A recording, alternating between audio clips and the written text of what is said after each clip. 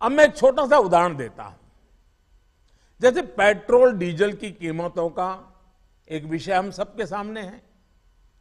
देशवासियों पर petrol diesel की बढ़ती कीमत का बोझ कम करने के लिए केंद्र सरकार ने एक्साइज ड्यूटी में कमी की थी। पिछले नवंबर महीने में कम की थी। केंद्र सरकार ने राज्यों से भी आग्रह किया था कि वो अपने यहां टैक्स कम करे और ये बेनिफिट नागरिकों को ट्रांसफर करे।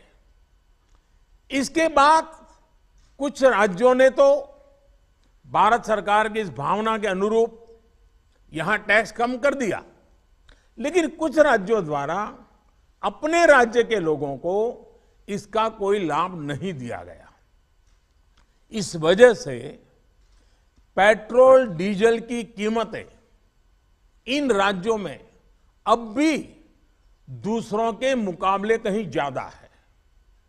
ये एक तरह से इन राज्यों के लोगों के साथ अन्याय तो है ही, साथ ही पड़ोसी राज्यों को भी नुकसान पहुंचाता है। स्वाभाविक है कि जो राज्य टैक्स में कटौती करते हैं उन्हें राजस्व की हानि होती है। जैसे अगर कर्नाटका ने टैक्स में कटौती नहीं की होती तो उसे इन 6 महीनों में 5,000 करोड़ रुपए से ज्यादा का राजस्व मिलता। गुजरात ने भी टैक्स कम नहीं किया होता तो उसे भी 3,500-4 हजार करोड़ रुपए से ज्यादा का राजस्व और मिलता।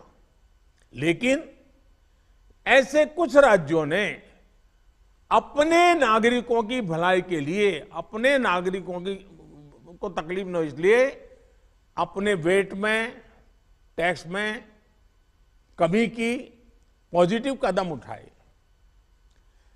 वहीं गुजरात और कर्नाटक के पड़ोसी राज्यों ने टैक्स में कमी न करके इन 6 महीनों में 3,500 करोड़ रुपए से लेकर के 5-5.5 हजार करोड़ रुपए तक अतिरिक्त राजस्व कमा लिया।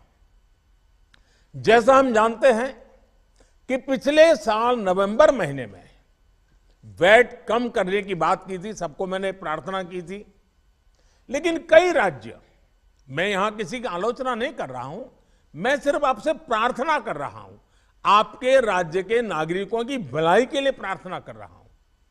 अब जैसे उस समय 6 महीने पहले कुछ राज्यों ने बात को माना, कुछ राज्यों ने नहीं माना।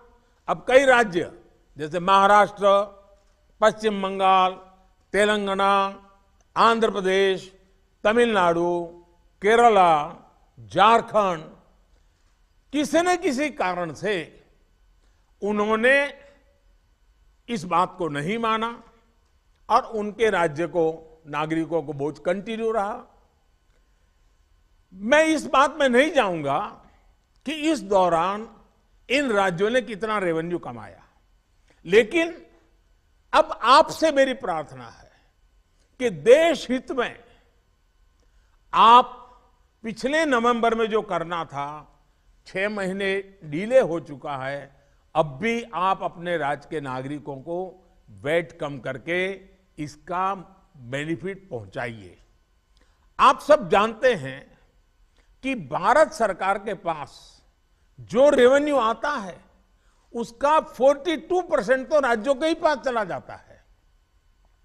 मेरा सभी राज्यों से आग्रह है कि वैश्विक संकट के इस समय में कोऑपरेटिव फेडरलिज्म की भावना पर चलते हुए एक टीम के रूप में हम सब मिलकर काम करें।